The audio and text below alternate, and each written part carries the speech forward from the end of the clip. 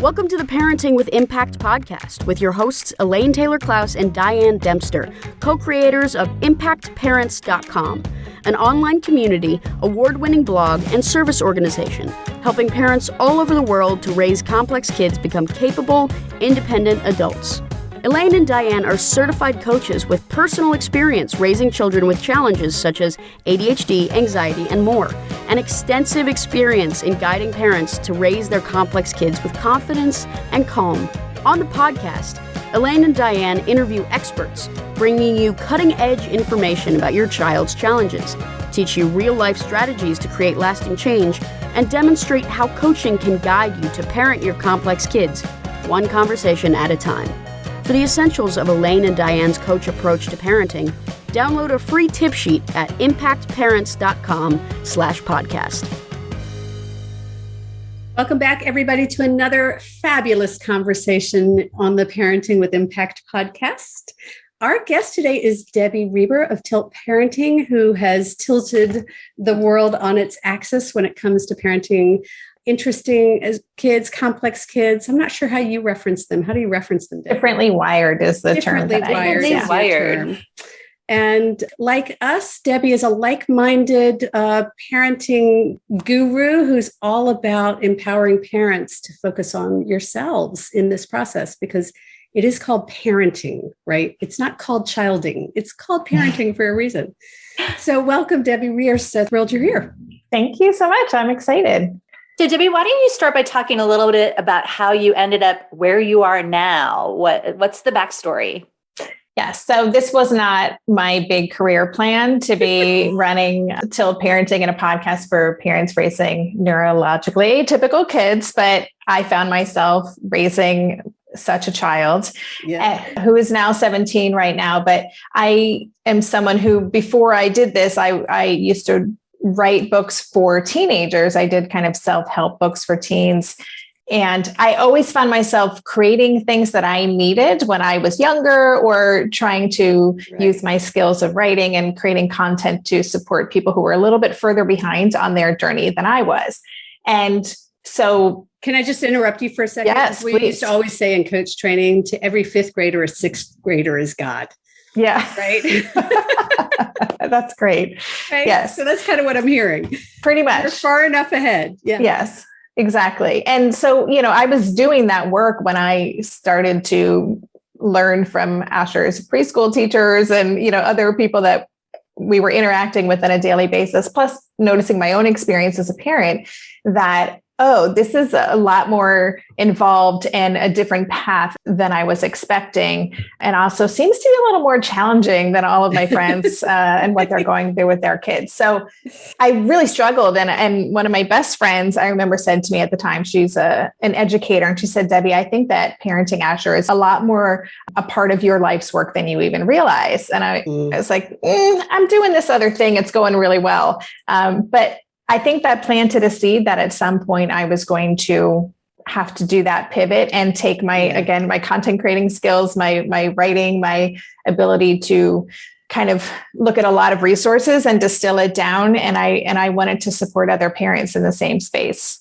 I was going to say the word that came to me was synthesize. Yeah. Right? Like that capacity to see what's going on and to synthesize it and bring it all together and make it make sense in a way that people can really understand. I think that's, again, why, we love collaborating with you, because there's so much synergy in the work that we all do. Yeah. So at some point you moved into writing about the experience of parenting a complex kid. Yeah. I really wanted to more than anything, I wanted to create kind of a home online where parents could feel like they're not alone, could land somewhere where they also didn't feel like there's something wrong with my child. Because at the time that I started developing Tilt Parenting, so much of what existed did give that message. It was, pathologizing difference, and it just felt icky. And I was like, this is not where I want to go. I want to go to the cool place. I want to create something where parents can opt in and realize, oh, right, I found my people. And this is actually a really great group of families to be a part of. So, and no judgment, and to do that without judgment and shame, but just like, here's where we are. Isn't this interesting? This isn't what I expected. Isn't this interesting? Yeah. So that was really what got me thinking about developing Tilt. And I launched it as a podcast primarily and an online resource in 2016. And then my book, Differently Wired, came out 2 years later. And I'm still doing the podcast. I still love doing that work. And it's really done what I hoped it would do in terms of helping parents see their experience reflected and connect with other parents who really get what they're going through. I love that. Yeah. So let's morph into that a little bit, Debbie. What are some of the themes? What are some of the key things that you see that parents are either longing for or missing in this process when they get to you guys? Yeah, I mean, I think more than anything that parents feel like they're an island, right? They're the only one who has had their child unceremoniously kicked out of school, or they're the only ones in their community whose kid isn't getting invited to the right parties or whatever. And it's that sense of feeling failed scissors at age 3. Oh my God. Yes. Who failed scissors. Right. Yeah. So I think it is that is something that people feel like no one else really gets what they're going through and how things are hard. They feel like they themselves have failed, right? You know, they're like, I'm reading the same books and I'm getting a much different result. I must be a bad parent. And then also just like not knowing where to turn because there's no path for us to move forward.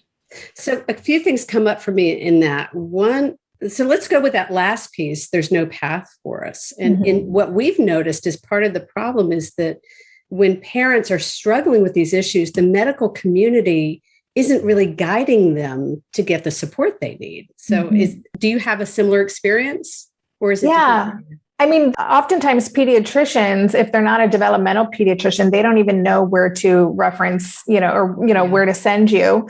A parent who's new on this path, there are kind of like the default stops along the way that do tend to be pathologizing. And so I get a lot of parents who, with new diagnoses for their kids who are using this language that's and going down a behavioral therapy path and doing all of these things because that's what they're told to do and they have no idea. And so they come and then there's this whole big learning process happens. And it can be really hard because it's bucking against almost a system that we don't even realize is flawed and not knowing where to turn, who to trust, where to get your information from. And a lot of it is just trying to find trusted resources and then following the advice of parents who are further ahead on the journey. Yeah, it's totally about bucking the system in my mind. When Diane and I first met, and started talking about what we wanted to do for parents and for families, it was changing the medical model, right? It was shifting that framework to one that's more empowering, that helps parents see what these kids are capable of instead of only seeing what the problems are. Well, and I'm going to take that. Oh, go ahead, Debbie. Well, I was just going to say that I think that for me, my own journey, I spent years, trying to find the right fit and, for lack of a better word, trying to fix, what was wrong so that we could get back on the path I wanted to be on, the vision I wanted. And that I don't regret that. I was doing what I thought was right at the time, but it was painful to do. And it wasn't respectful of who my child is, Yeah. Well, and I'm going to go backwards a second because you use that term kind of behavior therapy. And I know that that's one of the things that we've done a lot of research with parents to see what are the barriers to getting support. And one of the big things is that kind of a definition of what does it really even mean, behavior therapy. And that's why we created Sanity School as a way to teach parents the behavior skills that they need to help their kids to begin to manage the behavior changes that they want to change. Right. And so it's this sort of, there's so much misinformation out there. There's this sort of, I love the island kind of analogy that you gave, but it's just sort of how do we connect parents together and get them the information that they need at a time that they need it. Yeah, that is, well, that's why we do it. We all do what we do, right? It's the more that we can be getting these resources out there, hopefully the shorter that journey of like getting from point A to point B will be. So what do you want parents of these quirky, complex, atypical, differently wired kids? What do you want their parents to understand better about their kids? Yeah, I mean, I think that their children are exactly who they are supposed to be. That's the biggest thing, that there's nothing wrong with them. And, I really hope that parents can shift their own thinking, to tilt, if you will, to tilt their own thinking so that they recognize that there's nothing wrong with their children, that it is society that has the work to do here in terms of being more, not just aware, but accepting of and accommodating of different ways of showing up and different ways of learning and processing information and experiencing the world. And so many of us, again, spend so much time kind of trying to get our kids to change to fit in. And really, when our kids can actually lean into their strengths, and rather than, we don't pay attention to those because we're so focused on the deficits. But if we really lean into the strengths and grow those, and society recognizes those strengths and the gifts that come with that, that is when we can have the best possible outcomes, not just for our kids, but this sounds grandiose, but for the world, because these, humans have such incredible ways of looking at the world and creative problem solving skills, and just what we need really to kind of solve the problems of the world right now. Well, and what I like about what you said was this sort of, yes, we're focused on society and society needs to adapt. And one way to do that is to do it one parent at a time and one family at a time. And and I think there's this bigger question that I often sit with, which is this sort of, how do we tackle that big society thing, or the fact that our schools are not really designed to allow these kids to kind of fit the way that they fit? There's not an easy answer there. I wish there was, but are there things that you guys are approaching right now, and ways that you're talking about it that you feel like you are getting more at the systemic components of it? I definitely feel like even in the past 5.5 years since I've launched Tilt, that there's just been a deeper understanding of learning disabilities, or twice exceptionality, for example. That is more common language, and more educators are learning about that so they can recognize it and support those kids in the classroom. So I do feel like the shift is happening, but I also feel like every parent who learns from people like us and who makes that shift and who advocates for their child in a way that paves the path for the next kid in that classroom. So I feel it is on an individual level, but I feel like the trickle-down effect of one parent who gets a school to better understand, what this actually looks like or what this child needs, is then going to make it easier for every child that follows. So it's hard, arduous work, but there's so many of us doing work in this space right now. I get so excited when I interview just incredible people who are building micro schools and doing this such important work, that I do feel this kind of sense of momentum, which is really exciting. Yeah, that's exactly the word I was just thinking, is there's this momentum, there's this shift. And part of what I think we've been witnessing from a societal perspective, not just in our country, but around the globe, is that there's this huge wave of progress happening, and this other wave of anti-progress, for lack of a better word, that's really trying, because there's a lot of progress happening quickly. It's hard to be with it, right? It's so there's a lot of people who are uncomfortable. It's like, stop, just slow down a little bit. But there is this wave of movement saying that's about accepting people for who they are. Yeah. Whether it's, we've seen so much shift in the world of autism in the last 20 years. Yeah. Gender identity. It's what we're seeing right now. You're right. And I think there is going to be, and there is currently, a backlash against a lot of this progress as well. But this generation, they're incredible. They are incredible. They are pretty incredible. I often say, because I have 3 young adults now, they are beautifully, wonderfully intolerant of people's intolerance. Right? Yes. They are fully accepting of all people, except for those who don't accept all people. Right. Which is kind of an irony in itself. It is definitely an irony. Yeah, I would totally agree. So that gives me hope too. And, all the work that we're doing, right, to destigmatize neurodifferences and for us to do our own work so that our kids don't grow up feeling shame about, a learning difference they might have, or a label that is associated with them, for them to then emerge as adults more owning that, and then advocating for themselves in the workplace. It's happening. We're kind of, we're coming at this from all different angles. So I do feel like it's inevitable that this kind of paradigm shift will happen. Yeah. I like to see it as kind of like a spiraling forward, right? It's not a straight line, but there's definitely a movement. So what I want to ask is to make what you just said real, because one of the things you said to us earlier was about parents doing their own deep work. And you just alluded to something about parents doing their work. So what's the work for parents to do?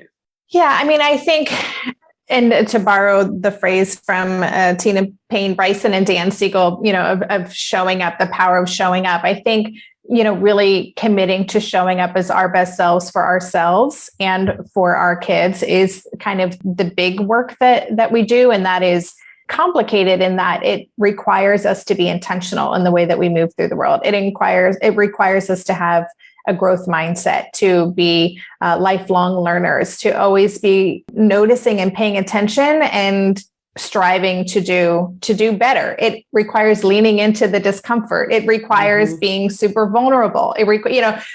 All of these things can feel uncomfortable, especially if you are, from our generation where this was not, I don't know about you, but this was not the way I was parented. Right.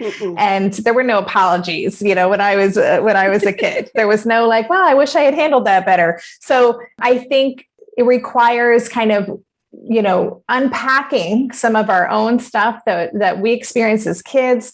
These beliefs that we've had in place are just like are on default mode for how we move through the world and what it means to parent, and then leaning in and just committing to doing that work every day. And it is, and some days we don't do a very good job of it. And then we start over again the next day, but it's that constant showing up, constant leaning in.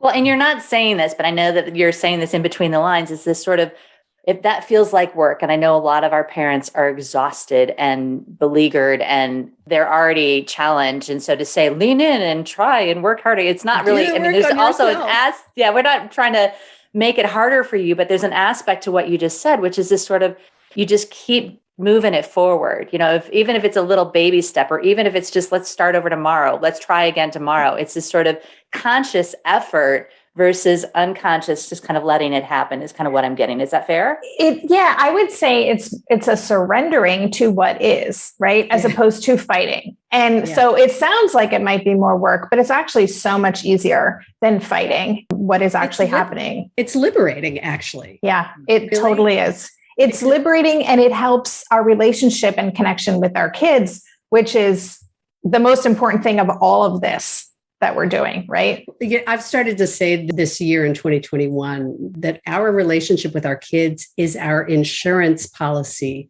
for their lives and our long-term connection with them. Like the more we build with them now, and I'm talking, this is for parents of all age kids, even young adults.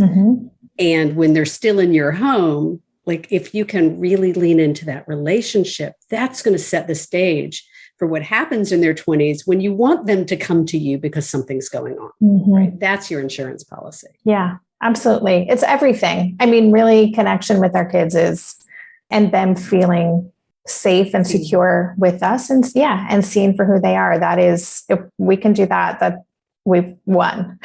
So let's talk a little bit more about liberating though, because Diane's point is real. Like parents are beat. We're drained, especially after, almost 2 years of a pandemic by this point, right? So how does doing the work actually lighten your load? Well, the word that came up when you were talking about that is control. So I think many of us are trying to control everything. We're trying to control how our kids do in school, their social lives, what our vacations look like, what everything looks like. A lot of us are, because when you're raising a child who is moving through the world differently, none of it looks like we expected, right? So we're always trying to control and get it back. So the liberating part is recognizing I actually can't control this human. They are on their own path. The only thing I can control is how I'm going to feel about this and how I'm going to show up to this. And so just giving yourself permission to let go of that tight grasp is very freeing, and it is very liberating. It does feel, again, uncomfortable because it's not how we're used to being, especially, if you're a career person, you're used to being successful, or you're a type A personality and you're just like to just do things. it can feel very strange. But ultimately, we can't control the outcome. No parent can for any of their children. All we can do is set the intention and show up and be a coach and a guide and, hold on for dear life, for the roller coaster ride. Yeah, hang on. Well, and I'm going to kind of go back to what you just said and reiterate that, control is a coping mechanism. And when we're as overwhelmed as we are as humans right now, you're either going to have the tendency to like tighten in and like, I got to make sure everything's like just buttoned up, which is what you're describing, or you're going to like run away. And so I see an equal number of parents kind of going to that place. And if you're able to say, wow, I'm buckling down because I am overwhelmed. Wait, what do I need to do to kind of calm down, which will let me let off the grips of the control? So there's that extra step that we might need to do to recognize that there's something going on in us that's making it hard for us to let go of the tightness and the control. Yeah. I always say you can't control what happens, but you can control how you respond to what happens. And that's the shift. That's your tilt, right? It's how are we responding? Yeah. And it's also what we want our kids to know. We want to model that for our children because that's life, Yeah. Watching, and I know we need to start wrapping this part of the conversation up, but I'm thinking about watching young adults as they went through processes like college application processes or, watching my kids moving into adulthood. They get this message from the world that they're supposed to know how to adult, right? And that they're supposed to somehow make it magically. Easy. And when we as parents don't show them all of the complexity of it, we're actually not giving them an honest picture of what life is going to be for them. We're not really preparing them. Yeah, it's interesting. As I have a 17-year-old now, and we got a high school checking account a few weeks ago. And we, my goal is to make sure that he doesn't go to university and get a credit card and go into, debt instantly like I did. Yeah. And it is interesting because I think there are so many things that I'm recognizing now. I'm like, oh, I actually never learned how to do this. I just figured this out a couple of years ago. But this might be helpful information for my kid. Yeah.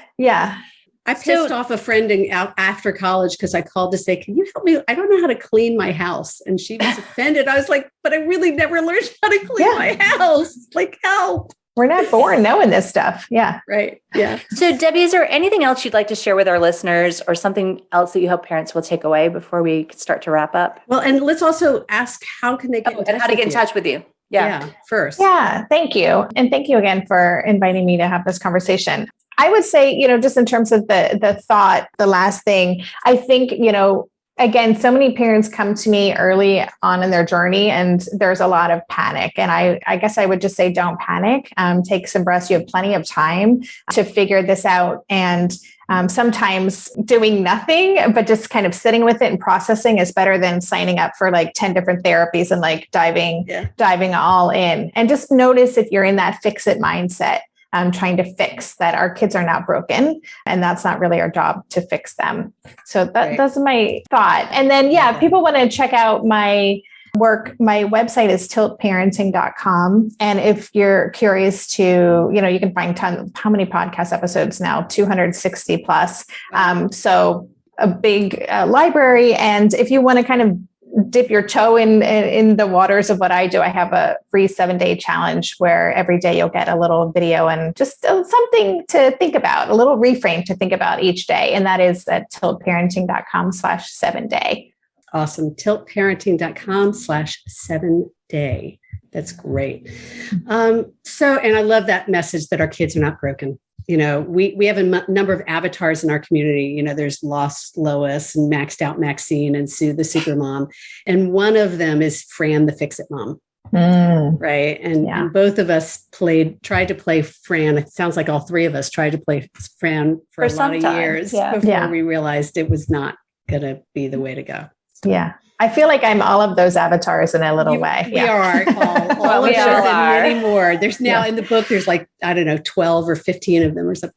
Yeah. Final wrap up. Do you have a favorite quote or motto you'd like to share with us? I do. I have a quote, and I should have pulled it out. I have it on postcards, and I have it on like a little ceramic dish in my bedroom. It is from Neil Donald Walsh, he wrote the book Conversations with God years ago. I never even read. I read like the first chapter, but this quote stuck out to me. And the quote is, life begins at the end of your comfort zone. Yeah. And I just feel that is true. That has been my experience and throughout my entire life, but especially when you're raising a differently wired kid, it is super, as we've been talking about this whole conversation, it's super uncomfortable. But that is where the good stuff is. So if we can like lean into the discomfort and be open and curious about what exists there, it can be such an incredible way to go through life. That just gave me chills, Debbie. Thank you. That was awesome. Yeah. Welcome. Yeah, Thank you. I too. And I love that quote. And it's hard, right? And yes. What are we here for? It's interesting. It's a whole lot more interesting than, Yeah. And I will say too, like, I'm still in it. We're all in it. It's not like it gets easier. We have all the answers, and it is very hard, but it is still the best possible journey. I'm so grateful for it every day. Yeah. Awesome. I often see that sometimes there are people who are growers and people who are status quoers. Mm-hmm. And, for me, and maybe it's my ADD wiring or something else, but, status quo can get awfully boring. Yeah. And, who needs that? Getting past that comfort zone is always interesting. Yes.